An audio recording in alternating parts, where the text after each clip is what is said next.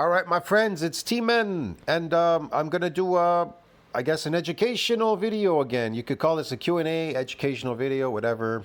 Like I always prove in all my videos, I always prove my point, bro, because my experience, I told you, by experience, I can find anything that I want on the internet, okay? And I always post them, most of the time I post everything in my community section. You can check it out. Like I said, eccentric exercise is superior to concentric in every way. That is really based on real bodybuilding. But, okay. Eccentric, concentric, whatever. Let me tell you something. There are no people like me left on the internet. You understand me? You might call me old school bodybuilder guy, something, whatever.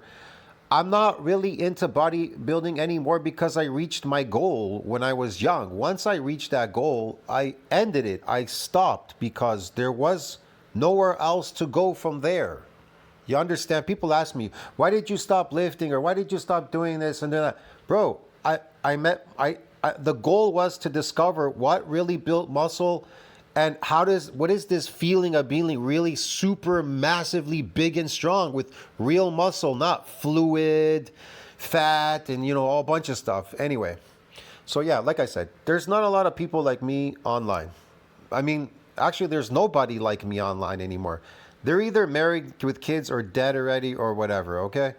So in the past, we kind of knew about this. I mean, even, what's his name?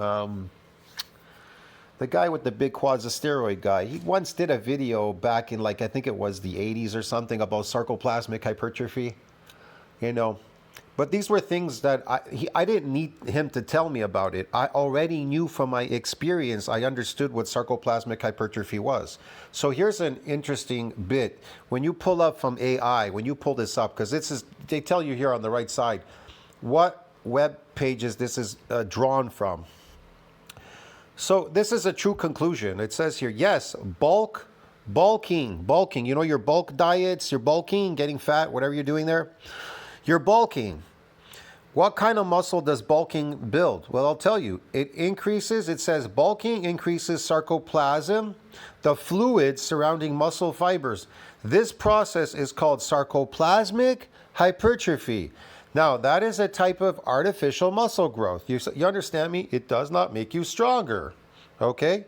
Physically stronger. I'm not talking about getting good at lifting a heavy weight. I'm talking about physically stronger. You're not getting physically stronger now. Explanation here. Sarcoplasm, the fluid that surrounds the myofibrils, and the muscle fibers, fibrils, are made up of proteins that contract to make muscles move. Yes. Sarcoplasmic hypertrophy. An increase in the amount of sarcoplasm in a muscle fiber without an increase in the number of myofibrils. This makes the muscle larger, but doesn't necessarily make it stronger. No. So bulking, a method of building muscle that involves high volume training with moderate loads. This can cause sarcoplasmic hypertrophy. That's what all of you are doing in the gym. You're all trained doing high volume. High volume means you're coming in often to the gym, and you're pumping this glycogen in your muscle, and you're creating these phony muscles. That's why it's a popular thing, bulking. But even if you're not bulking, you're eating carbohydrates, your body's going to draw this in there. But bulking just means that they're trying to increase their sarcoplasm exponentially massive by bulking, okay? And then they're going and doing their pump training called concentric pump training. Where you're going to get stronger. You're gonna get a stronger lifting concentrically. Yeah, you're gonna get pump training. So yeah, the training methods: German volume training, bodybuilding style training routine that increase sarcoplasmic growth. Yeah, I've heard of that a long time ago, but whatever. It's just volume training. High volume pump focus workouts. The bodybuilding style training routine that can increase sarcoplasmic growth. Sarcoplasma stimulating training, a training method that involves choosing a weight, train until fatigue. Fatigue, muscle to fatigue, all that bullshit, like Renaissance periodization, Mike Israetel, and Jeffrey whatever Schofields and Jeff Nippert and whatever the fuck, Alpha Destiny, fatigue, muscle to fatigue, all that bullshit. Yeah, you're fatiguing your muscle. That's what's going to draw more glycogen in there. and reducing the load and repeating. Reduce the load and repeat. Well, if you're reducing load, then there's no load, so there's no myofibrillar growth there because there's no damage. So this isn't based on muscle damage when you're pumping. That's why people complain and they go, well, I'm adapted. I never get DOMs. I never get sore. I never get any damage. I don't feel damage in my body. There's no growth going on. I don't feel anything. Yeah, because you're adapted to all your weight training is completely dead in the water. It's all adapted. You're completely adapted to it. And you are starting to pump your muscles. So you start to get this sarcoplasmic hypertrophy in there. It's nasty, bro. I'm telling you, it can really fuck up your health. So power lifters, they kind of get this, yes and no. I mean, they can build some muscle, you know. But this is like, you know, really it's pump training. That's why power lifters can't understand why they're not getting a bigger. Well, they're not getting a bigger because myofibrillar growth is based on eccentric exercise. You understand me? It's not based on that. It's not based on concentric lifting. That's their problem. They don't understand the principles of bodybuilding. And you just took one thing out of bodybuilding called powerlifting and you abused it. Anyway, I'll show you something else here, my community section. If you go there, I see here. Boop. Community, I just posted this now, so you can check it out. This is PubMed.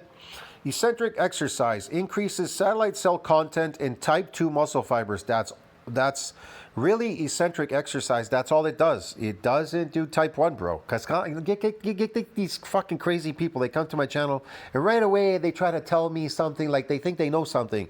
You don't know anything. You understand me? Anyway. So the introduction, they tell you satellite cells, SCs, are a key importance of skeletal muscle tissue growth, repair, and regeneration. Definitely. You can reverse all kinds of things with eccentric exercise. It is superior in every way to concentric. Superior, bro. For just building strength, muscle, this, that, wearing off like senescent cells, myogenic decline, a bunch of stuff, okay? It's amazing, okay? Now listen to this. So, a single bout of high-force eccentric exercise has been demonstrated to increase mixed muscle SC content after 1 to 7 days. So 1 to 7 days, so 1 week. I try to tell you, that's science. People always ask me, well, can you prove this 7 days, bro? The shortest period of time that a damaged muscle can repair and remodel is 7 days, even if the pain has gone away. Let's say it hurts for a couple of days and then the pain subsides. It's still in a remodeling phase, so you really don't want to disturb it. It really must go for the 7-day period. If you try to come in after 5 days, you're in a hurry. I got to go there to bust down my muscles again. They haven't even grown, so how can you go bust them down all the time? So if you go in there early, you're fucking yourself. You're just fucking yourself, but whatever. So yeah, post-exercise, 1 to 7 days post-exercise recovery. However, little is known about fiber type specific changes in SC content and their activation status within 24 hours of post-exercise recovery. Yes. So they took these men over here, 23, whatever, That's not really important. I'm not going to read that. If you want to read that, you can read that. It's in my community section. I'm just going over this part here. And so what was the conclusion? The conclusion is a single bout of high-force eccentric exercise increases muscle fiber, satellite cell content, and activation status of type 2, but not type 1 muscle fiber. All right? But you know, powerlifting, it kind of activates type 1, you know, but mostly lifting is activating type 2. So yeah. I don't know what else to say there.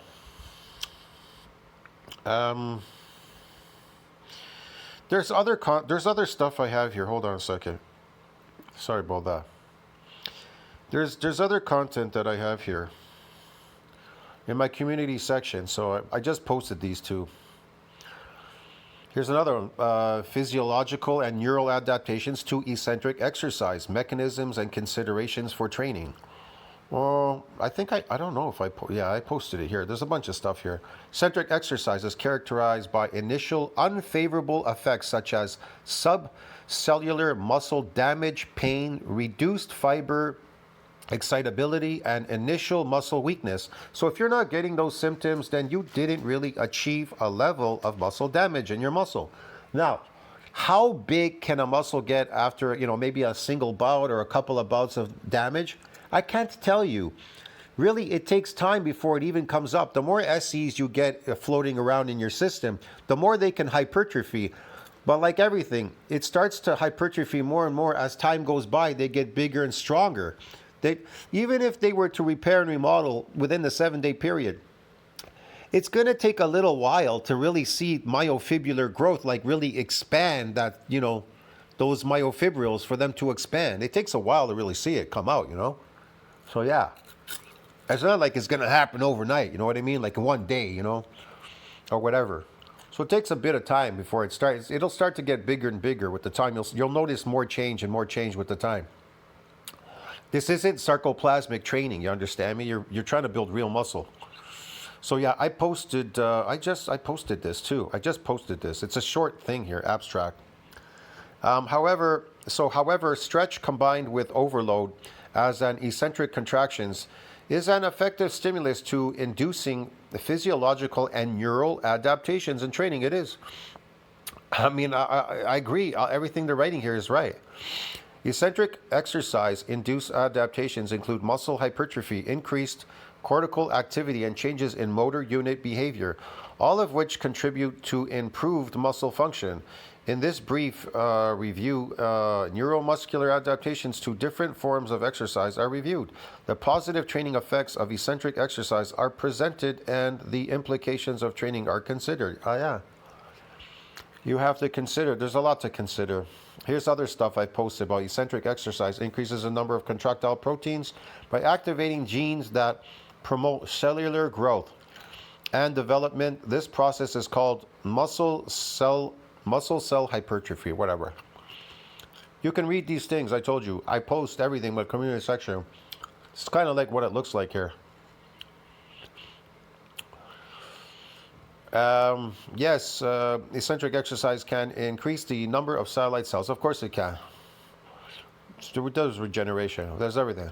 Some types of stretching and resistance training may cause muscle hyperplasia. Yes.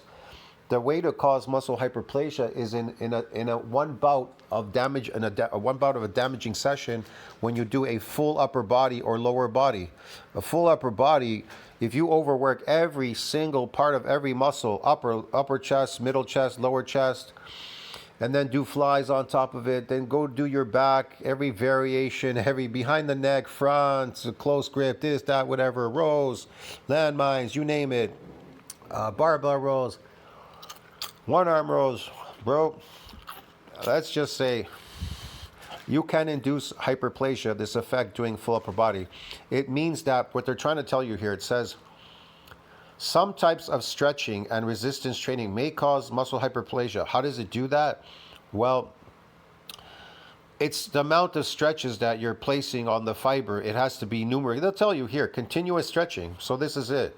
That's really how it works. Continuous stretching. So if you're continuously stretching your muscles, you're going from your chest to your back to your shoulders to your arms to your forearms to your abs, blah, your neck. That's continuous stretching will cause a hyperplasia effect. So uninterrupted stretching can stimulate satellite cell to form new muscle cells, new muscle fibers. It can. Not only can it give you sarcomere number muscle fibers, myofibrils, but it can give you new muscle fibers. Yes, I'm not kidding. It does work. Holding weights while stretching like a dumbbell. Well, people have done that. I could do that in my home with a dumbbell set, right? Sit here and just sit in a stretch position forever. You can sit on your feet in a stretch position for your quads, your quads and stuff, right? You can sit in a stretch position for your hamstrings and be watching TV for 1 hour, bent over watching a show where your hamstrings are kind of like up in the air in a stretch position. Like you could get like a chair or something.